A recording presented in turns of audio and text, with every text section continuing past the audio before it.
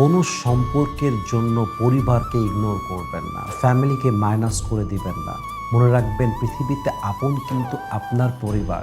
আপনার যখন কেউ ছিল না তখনও আপনার পরিবার ছিল, আপনার যখন সব থাকবে তখনও আপনার পরিবার থাকবে, আর যখন আপনি সব কিছু পেয়ে আবার হারিয়ে ফেলবেন তখনও কিন্তু আপনার আব্বা আম্মা পরিবার আপনার সঙ্গে থাকবে।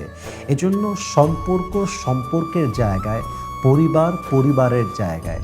যদি আপনি কোনো সম্পর্ককে এত বেশি গুরুত্ব দেন যে আপনি আপনার পরিবারকে মাইনাস করে ফেলেন, হতে পারে যে সম্পর্কের জন্য, যে মানুষটার জন্য আপনি সব কিছু ছাড়লেন, এই মানুষটা কিন্তু একদিন আপনাকেই ছাড়তে পারে। এটাই হচ্ছে দুনিয়ার নির্মম চরম বাস্তবতা।